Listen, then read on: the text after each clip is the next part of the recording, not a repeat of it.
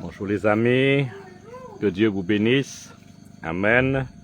Nous sommes le lundi 5 décembre 2022. Amen. Ici, on est le matin, 8h30 le matin au Cambodge. Que Dieu vous bénisse. Ça fait un bon moment qu'on ne s'est pas rencontrés sur cette plateforme. Mais mes pensées sont toujours avec vous. Amen. Que Dieu vous bénisse. Aujourd'hui, j'aimerais continuer à parler dans le livre des Actes. Et si vous avez des sujets que vous voulez que je l'aborde, envoyez-moi des messages et je vais préparer des leçons selon vos besoins. OK? Donc, aujourd'hui, je pense qu'on est rendu au Acte des Apôtres, chapitre 14. Avant de commencer, prions. Amen. Abba Père, nous te remercions pour cette journée. Que cette journée soit à ta volonté. Merci pour la parole, merci pour la pain de vie. Aidez-nous à comprendre et de rester dans la foi. Guidez-nous dans ce chemin, dans cette vérité. Et bénissez-nous, Seigneur, pour que nous puissions accrocher à cette parole. Nous te remercions, Seigneur, au nom de Jésus-Christ que je prie. Amen, Amen et Amen. Donc, on a vu Actes des Apôtres, on a vu... moi, je parle toujours du Saint-Esprit, bien sûr, même le nom de Holy Spirit Generation, la génération du Saint-Esprit, dont le nom parle. Ça veut dire que moi, je parle seulement du Saint-Esprit, la puissance du Saint-Esprit, le Dieu du Saint-Esprit. Et il y a un moment dans ma vie que j'ai vraiment eu soif de la parole de Dieu et soif de marcher dans la puissance. J'ai voulu acheter un billet d'avion pour aller en Afrique pour rencontrer des prophètes là-bas. Et voilà que j'ai reçu une révélation pour me montrer que il y a comme une voix qui me parle de l'intérieur, qui me disait que regarde fils, regarde qu'est-ce que les grands prophètes font. Donc, ils sont capables de prophétiser grâce à quoi? Et moi, j'ai répondu que c'est à cause du Saint-Esprit. Et là, la même question se pose. Bon, donc ce prophète-là, avec quelle puissance qu'ils sont capables de faire une guérison? Et moi, j'ai répondu, Saint-Esprit. Donc, toujours les questions, et moi, je réponds toujours par Saint-Esprit, par la puissance du Saint-Esprit. Et voilà, la voix me disait que, donc, pourquoi tu cours après une personne? Pourquoi tu cours après un prophète ou un père spirituel? Pourquoi tu ne cours pas après le Saint-Esprit? Donc, depuis ce temps-là, depuis cette vision, cette révélation, je me suis mis à chercher le Saint-Esprit. Et c'est là que j'ai compris que avec le Saint-Esprit, je suis capable de faire des choses extraordinaires. Et toutes les choses que les grands prophètes font, et je suis capable de le faire. Il est vrai que, oui, on n'a pas la même l'onction. Il est vrai qu'on n'a pas la même comment dire,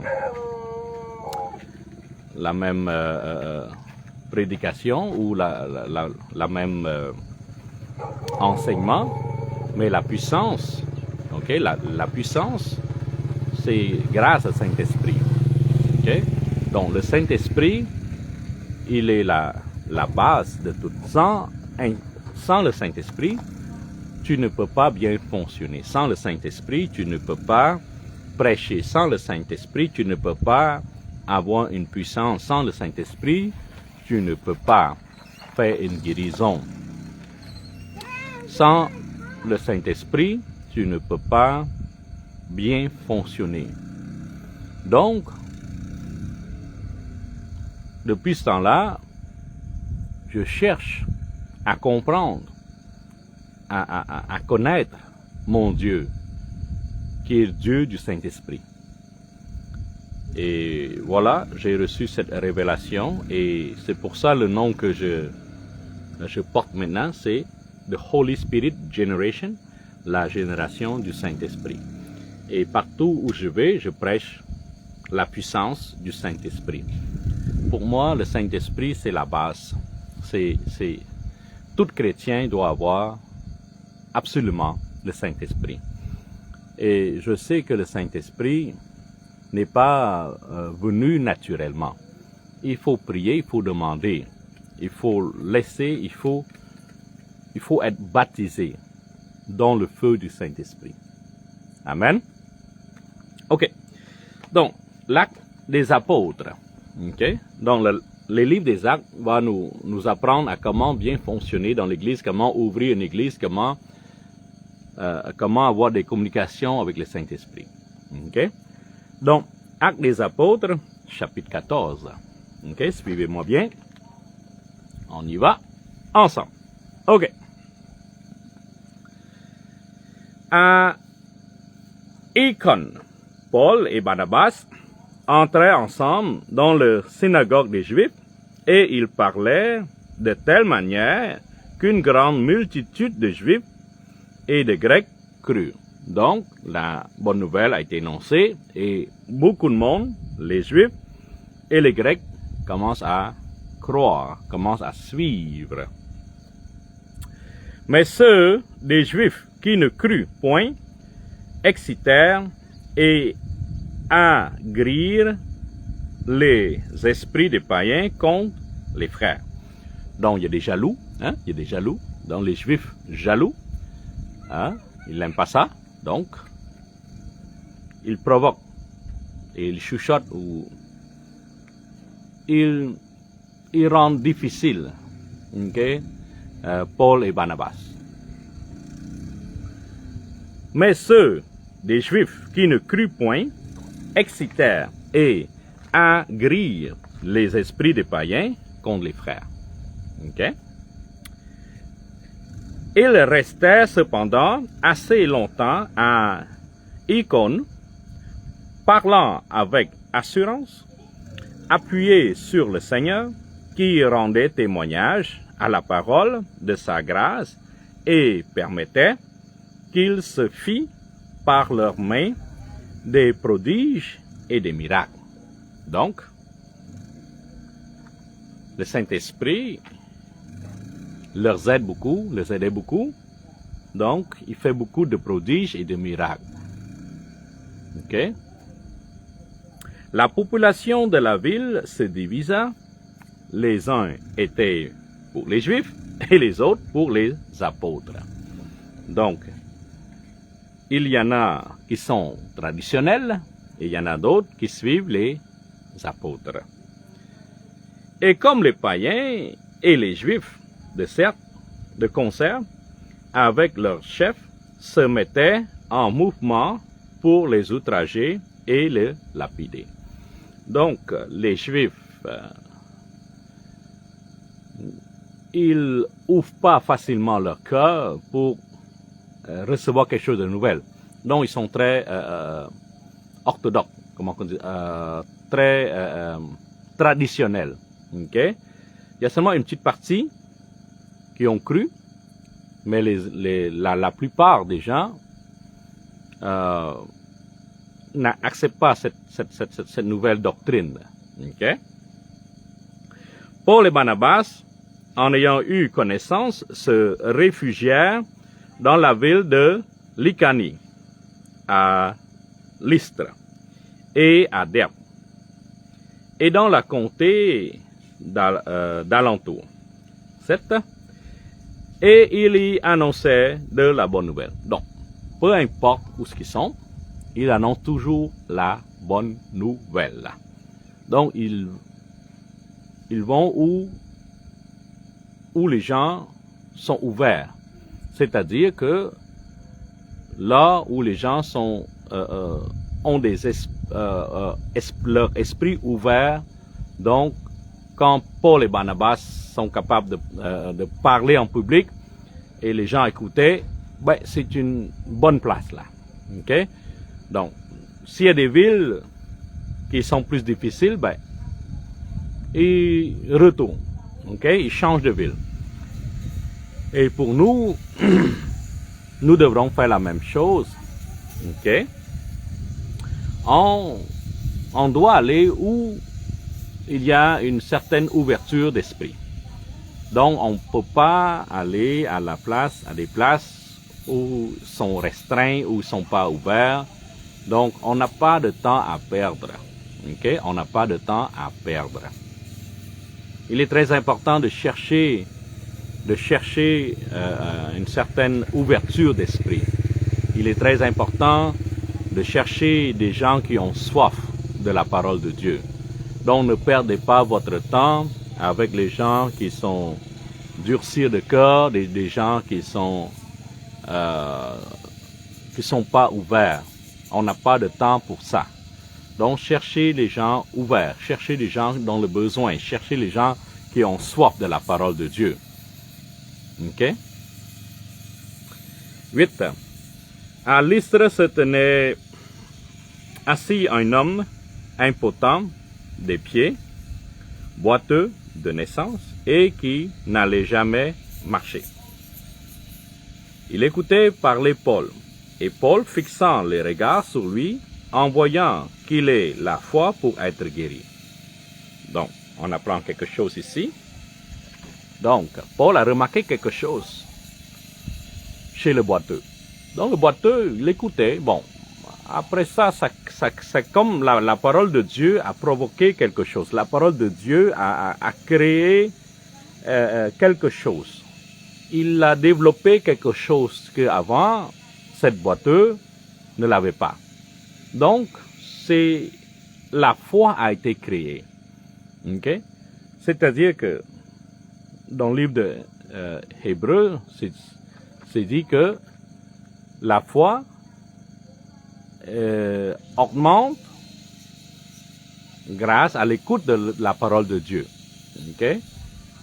Donc ici, le boiteux écoutait la parole annoncée par Paul. La parole de Dieu a rentré dans l'oreille du boiteux et ça a touché le cœur et ça a comme développé quelque chose qu'il n'a jamais eu, c'est-à-dire la foi en Jésus-Christ. Et Paul, grâce au Saint-Esprit, a remarqué un changement chez le boiteux. C'est-à-dire maintenant, sa foi est assez suffisamment grande pour recevoir la guérison. OK? 10. Dit d'une voix forte, lève-toi à droite, sur tes pieds. Donc, on appelle ça prophétie. OK? Prophétiser. OK? Donc, Paul, il a remarqué que cette boiteuse, il a reçu quelque chose, un changement dans son cœur, c'est-à-dire que la foi est maintenant grande, suffisante pour recevoir la guérison. Donc, Paul prophétise. Okay? Donc, il a dit que lève-toi à droite, sur tes pieds. Donc, c'est la parole de vie. Il prophétise. Okay? C'est quoi la différence entre prier et prophétiser? Donc, prophétiser, c'est de dire quelque chose en sortant de la bouche avec la foi. Prier, c'est au nom de Jésus-Christ. OK? Donc, quand tu parles avec une assurance, avec la foi forte, c'est prophétiser. Et quand tu pries au nom de Jésus-Christ, et tu dis Amen, ça c'est prier. Donc ici, c'est prophétiser. Paul a prophétisé quelque chose parce qu'il a vu que cet homme, le boiteux, il est maintenant capable de recevoir la guérison. Parce que la foi dans son cœur est assez suffisamment pour cette guérison. OK? Ah. Lève-toi, droite sur tes pieds. Et il se leva d'un bond et marcha. Donc, qu'est-ce qui fait marcher cet homme? Qu'est-ce qui donne cette guérison? C'est sûr que le Saint-Esprit dont Paul a parlé, dont le Saint-Esprit a utilisé la bouche, le son, les lèvres, la langue de Paul pour sortir la prophétie, pour sortir cette parole de vie. Donc, lève-toi sur tes pieds. Donc, cette parole, ça prend quelque chose pour accepter. Donc, la chose pour accepter cette parole, c'est la foi. C'est la foi. Donc, la foi du boiteux est assez grande, est assez suffisamment pour englober, pour recevoir, pour accepter cette parole qui est dans l'air, qui est passée de la bouche de Paul jusqu'à l'oreille, jusqu'à son oreille. La foi qui est dans le boiteux a accepté avec assurance que c'est vrai, que c'est véritable, que c'est vrai, que c'est véritable, que c'est vraiment réel pour lui. Quand son oreille a entendu que lève-toi sur tes pieds, sa foi en lui, il a fait un bond. Il a fait un bond et cette fois-là, il est sur ses pieds. Alléluia. Donc, ça prend quelque chose là. Ça prend la foi, ça prend la prophétie qui est sortie de la bouche de Paul et la foi du boiteux capable d'accepter, de rendre compte, de recevoir cette parole et d'analyser et de dire que c'est vrai. Qu'est-ce qu'il vient me dire? Que oui, maintenant je suis guéri, maintenant je suis capable sur mes pieds, donc je saute d'un bond et je me mets à marcher. Donc ça prend la foi.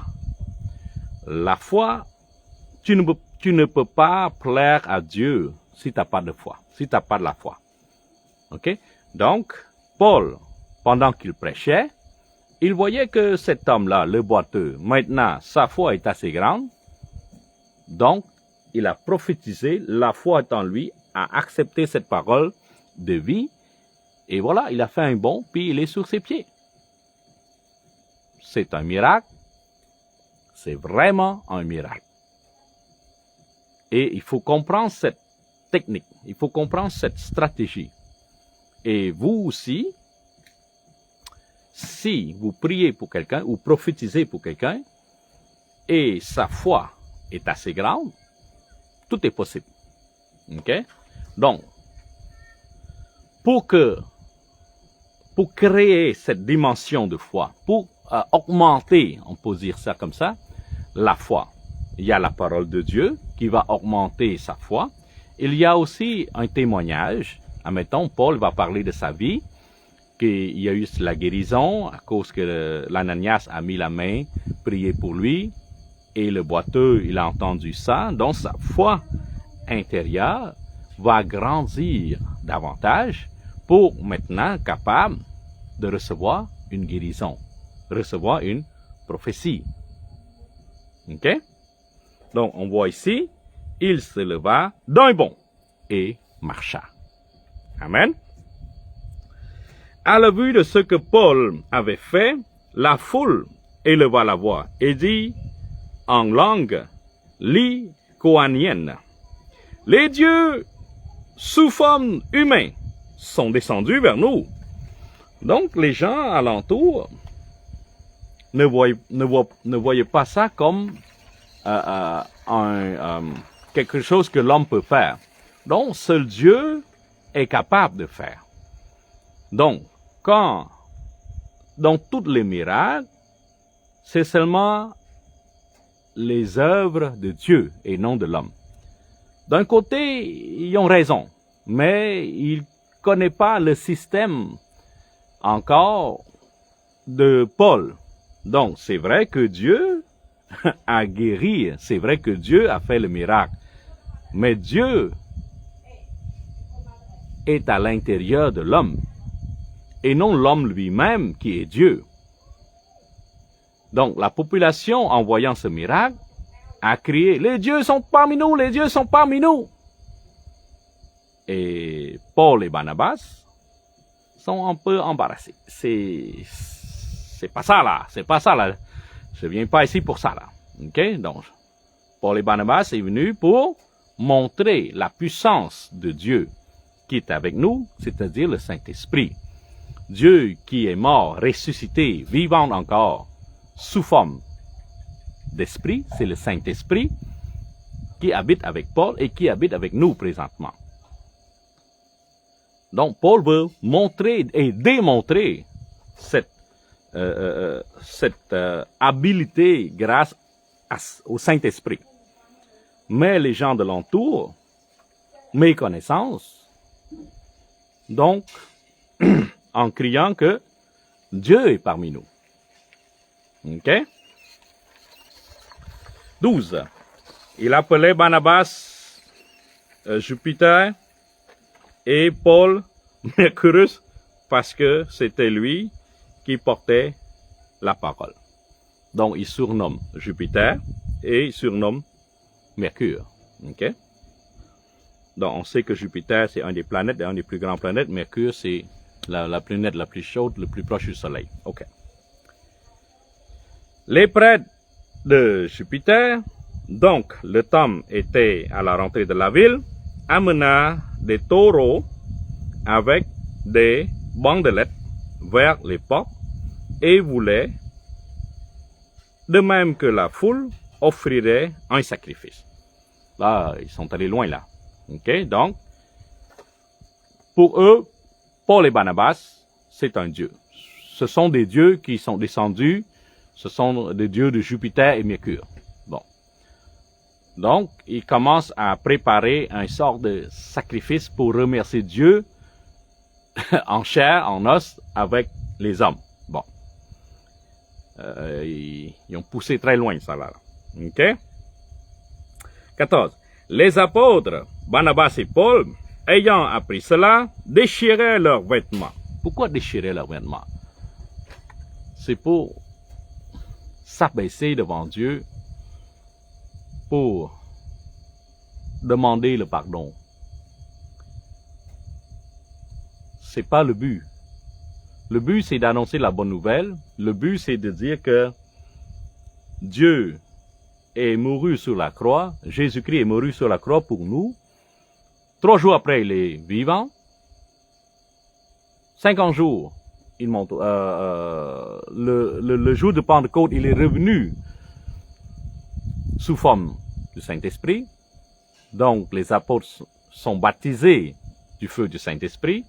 Et depuis ce temps-là, ils marchent dans la puissance, la même puissance de Jésus. C'était ça le but. Et toute personne qui accepte Jésus comme sauveur, ben, ils ont la vie éternelle. Bon, c'était ça le but.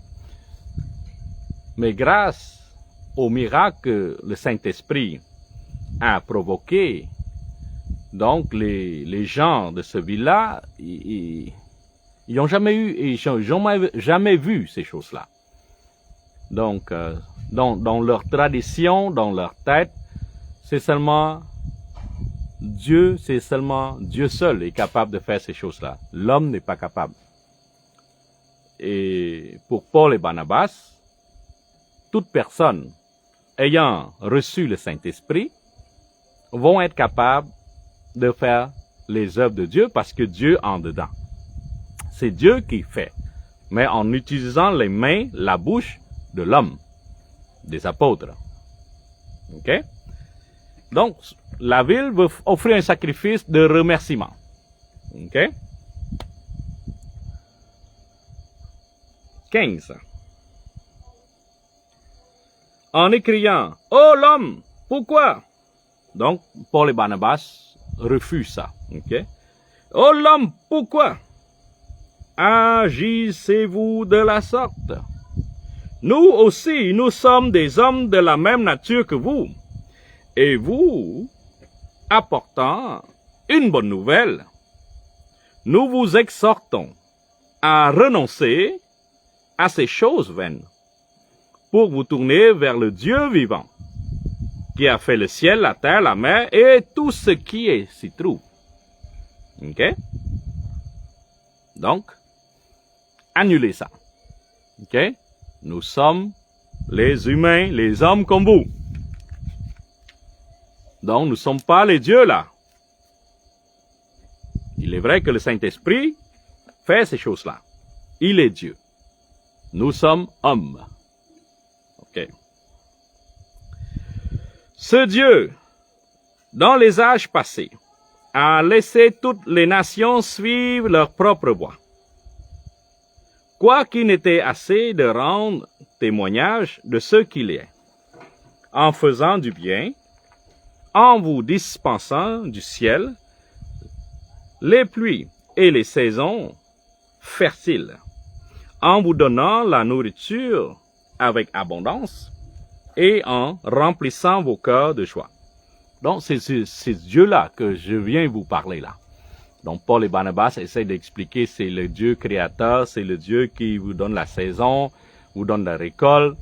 C'est Dieu-là que je viens vous montrer là. Moi et Barnabas, Paul et Barnabas, ce sont des hommes comme vous. Donc, je ne suis pas Dieu. Nous ne sommes pas Dieu. Nous sommes le vaisseau de Dieu. Parce que ces gens-là veulent offrir un sacrifice de remerciement. Et j'espère qu'ils ont compris. OK? On continue? On continue. 18. Actes des Apôtres 14, verset 18. À peine purent-ils, par ces paroles, empêcher la foule de leur offrir un sacrifice. 19. Alors survint l'Antioche et l'icône des Juifs qui gagnaient la foule. Donc le jaloux, il retourne. Ils suivent Paul et Barnabas à la trace. Okay? Et qui, après avoir lapidé Paul, le traînait hors de la ville, pensant qu'il était mort. Okay? Donc, Paul et Barnabas ont beaucoup souffert. Surtout Paul. OK? Bon, on l'a lapidé. Le mot lapidé, c'est-à-dire il a reçu des pierres. Ça veut dire la foule lançait des roches. OK? Ça fait mal? Oui. Et ça, c'est la croix que Paul doit porter tous les jours de sa vie.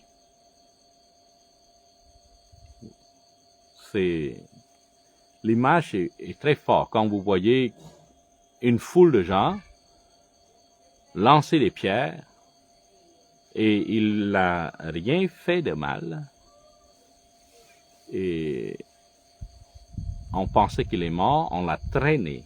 Le mot traîner ici, oui, est pesant, c'est-à-dire que il n'est plus là. Soit il est inconscient, soit qu'il est mort.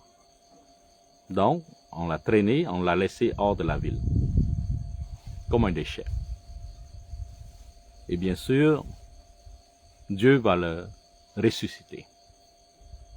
Donc, en tant que chrétien, il faut porter cette croix. La vie d'un prêcheur, la vie d'un évangélique, la vie d'un annonceur de bonnes nouvelles n'est pas rose. Ok? Donc, vous allez rencontrer des obstacles comme ça. Oui, c'est sûr, de nos jours, vous n'allez pas reçu des roches, de la pierre ou... Non, mais vous allez probablement reçu des paroles qui n'est pas sainte. Ok? Donc, portez votre croix chaque jour et continuez à faire des bonnes œuvres, continuez à annoncer la bonne nouvelle, persévérez dans ce travail, vous allez être récompensé. Donc, ne pense pas que c'est rose, que c'est beau. Non. Suivre le Seigneur, il faut suivre la vie de Jésus-Christ. C'est-à-dire que notre Jésus, notre papa, notre rabbi, il a beaucoup souffert. Et si on veut être son disciple, son enfant, il faut suivre ce même chemin. Donc, vous allez être lapidé, vous allez être persécuté. Et n'ayez crainte, okay? N'ayez pas peur. Foncez davantage et remerciez le Seigneur. Et vous allez recevoir votre récompense. Votre récompense. Amen. 19. Alors survint l'Antioche et Icône des Juifs qui gagnaient la foule et qui, après avoir lapidé Paul, le traîna hors de la ville, pensant qu'il était mort. Mais les disciples ayant entouré, il se leva et entra dans la ville. Le lendemain, ils partirent pour Dep avec Barnabas. Non, il a pas pris sa retraite là, lui là. Paul et Barnabas, après avoir être lapidé, il se leva le lendemain et partit pour une nouvelle mission. C'est dur, mais ça fait partie de sa vie. Ça fait partie de notre vie. Si vous décidez de suivre notre Seigneur Jésus-Christ, notre Sauveur, ça fait partie de notre vie.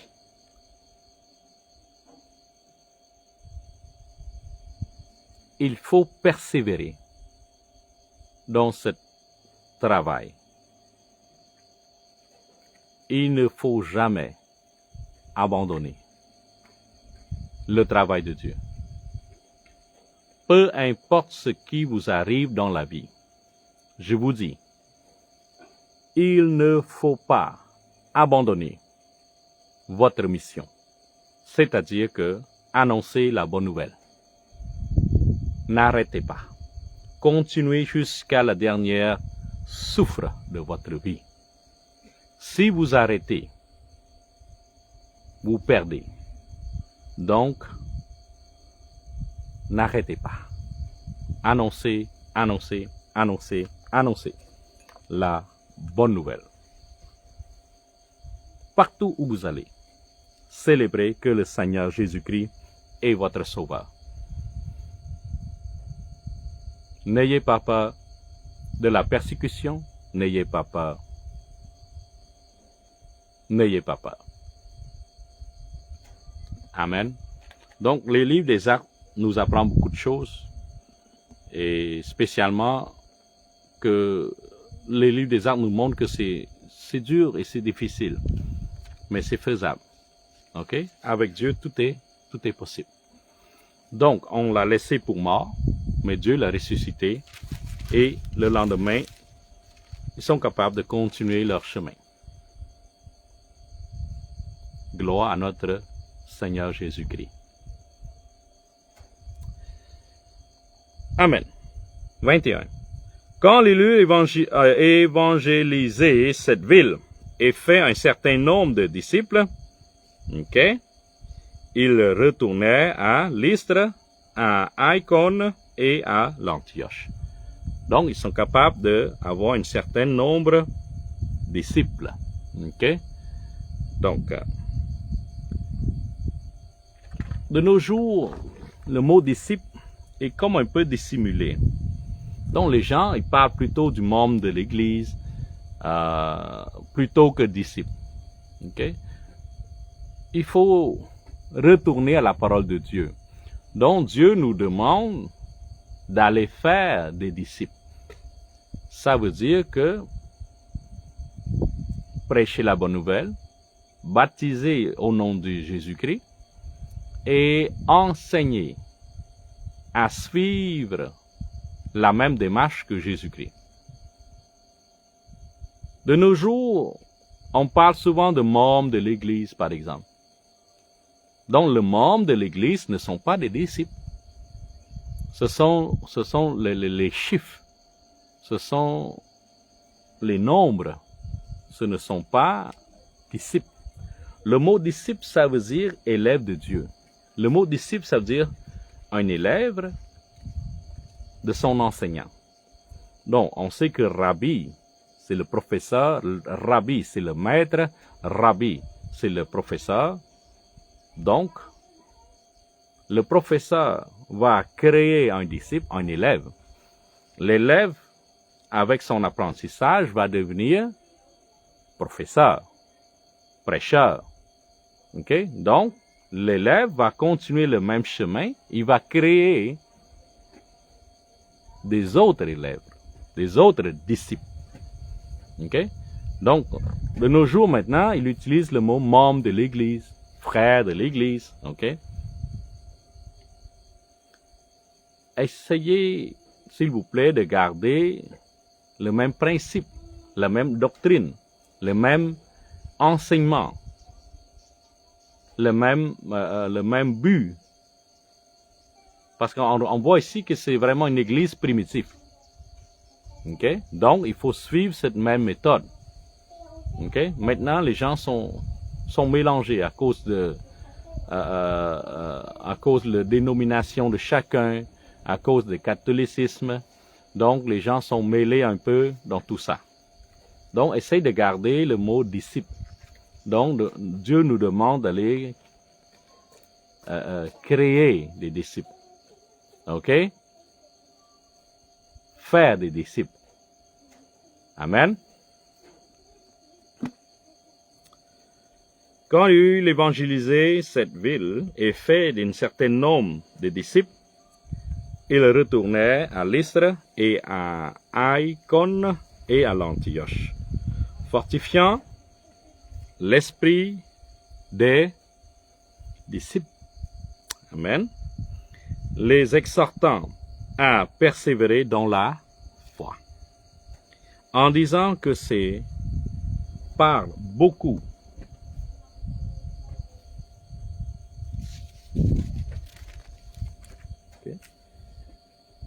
de tribulations qu'il nous faut entrer dans le royaume de Dieu. Donc, il faut beaucoup de souffrir pour mériter le royaume de Dieu. Le royaume de Dieu n'est pas fait pour tout le monde. Le royaume de Dieu est fait pour celui qui persévère. Le royaume de Dieu est fait pour celui qui est le Saint-Esprit. Le royaume de Dieu, c'est fait pour celui qui travaille pour le royaume de Dieu. Donc, le royaume de Dieu n'est pas fait pour tout le monde. OK? La question qu'on peut se poser, pourquoi nous croyons en Jésus-Christ? Et la première réponse qu'on peut recevoir, c'est que oui, c'est pour la vie éternelle. OK. La vie éternelle, ça ne veut pas dire que tu vas au royaume de Dieu. Donc, dans le livre Apocalypse ou Révélation, il y a deux places. nouvelle terre, nouveau ciel. Alors, où tu vas aller? Est-ce que tu vas rester dans la nouvelle terre ou des nouveaux cieux? Oui, ces deux-là ont la vie éternelle. Mais le royaume de Dieu n'est pas fait pour tout le monde. Le royaume de Dieu est fait seulement pour les gens qui travaillent, qui ont traversé la tribulation, qui ont traversé la persécution, qui ont souffert, qui ont porté leur croix chaque jour pour mériter le royaume de Dieu. Et c'est pour ça, moi, je me persévère tous les jours. Maintenant en français, et il y a 2 ans en Khmer, et je continue toujours en Khmer. Et maintenant, je me libère un petit peu, et grâce à mes enfants spirituels, en me demandant d'annoncer la parole en français, donc j'ai fait mon possible de faire cet enseignement en français. Je persévère, je ne vais pas lâcher. Et Dieu sait que cet enseignement va toucher des gens francophones. Amen. Et je continue, et je vais continuer à prêcher. Je ne vais pas lâcher. Et je vous encourage de faire autant. Il y a beaucoup d'âmes perdues, beaucoup de gens qui ont soif de la parole de Dieu. Donc, beaucoup de personnes qui ne sont pas sauvées encore. Donc, ne restez pas sur votre chaise, bougez, sortez, annoncez la bonne nouvelle. S'il vous plaît. S'il vous plaît. OK? Il fit nommer des anciens dans chaque église, et après avoir prié et jeûné, ils les recommandèrent au Seigneur en ce qu'il avait cru. Traversant ensuite la Pisidie, ils vinrent en Pamphylie. 25. Annonçaient la parole à Perge et descendaient à Athalie. Okay. De là, ils embarquèrent pour Antioche, où il avait été recommandé à la grâce de Dieu pour l'œuvre qu'il venait d'accomplir. Après leur arrivée, ils convoquèrent l'Église et ils racontèrent tout ce que Dieu avait fait avec eux. Et comment il avait ouvert aux nations la porte de la foi. Et il demeurait assez longtemps avec les disciples. Donc, je vais résumer un peu des Apôtres, chapitre 14. D'abord, il y a eu un miracle pendant que Paul prêchait à Icône. Et voilà, il y avait un boiteux qui n'est pas capable de marcher. Et la parole a traversé son oreille jusqu'à son cœur. Il a créé un genre de foi. Et la foi est devenue puissante, assez puissante pour recevoir sa guérison. Paul, pendant qu'il prêchait, bien sûr, le Saint-Esprit lui parlait et voyait que cette boiteuse, que sa foi est assez grande pour recevoir la guérison. Donc Paul tourne sa tête vers le boiteux et commence à prophétiser. Lève-toi sur tes pieds. Donc le boiteux, bien sûr, à cause de sa foi, est assez grande et il s'est levé d'un bond et voilà, il est droit et commence à marcher. Donc, il a reçu d'un bond, il est semi debout d'un bond et il est capable de marcher. Et les gens alentour, bien sûr, reconnus que c'est vraiment Dieu qui est capable de faire tout ça. L'homme n'est pas capable de faire ça. Donc, il convoquait les gens et il veut faire des sacrifices de remerciement à Dieu. Et Paul et Barnabas refusaient et disaient non, non, non, non, nous sommes des hommes comme vous autres. Et c'est Dieu le Créateur, c'est Jésus-Christ qui est mouru sur la croix pour vous, est venu sous forme du Saint-Esprit, resté en nous, et c'est même Dieu-là, c'est Dieu-là qui a donné vie aux gens, qui a fait ce miracle-là.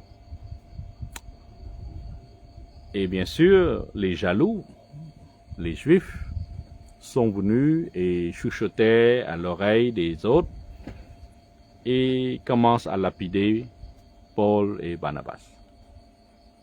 Et ils ont laissé pour mort traîner à la porte de la ville. Et les disciples de Paul et Barnabas ont pris, et bien sûr, Jésus-Christ, le Saint-Esprit, a guéri Paul. Et le lendemain, ils sont partis pour une autre ville. Pas de problème, on continue, la vie continue. La bonne nouvelle doit prêcher partout dans le monde. Et voilà, ils commencent à créer des disciples et des disciples. Et la parole de Dieu a continué jusqu'à nous. Même au Cambodge, oh oui, même au Cambodge, même en Afrique, Nigeria, même en Nigeria, République du Congo, même là. Donc, cette nouvelle doit annoncer encore, doit continuer son chemin. Et c'est pour ça, moi, je vous encourage de le faire. Et de nos jours, il y a plusieurs façons de le faire. Comme moi, je fais ça en ligne, et vous pouvez faire ça dans votre ville, dans votre village. Annoncer que Jésus-Christ est le Sauveur. Et annoncer que Jésus-Christ est venu sur la croix pour enlever nos péchés, et quiconque croit en lui a la vie éternelle. Donc, Paul et Barnabas, les disciples, les apôtres, ont fait leur part. Il est très important que nous le faisons de même. Amen. Et que cette parole vous encourage, vous fortifie de traîner votre croix partout où vous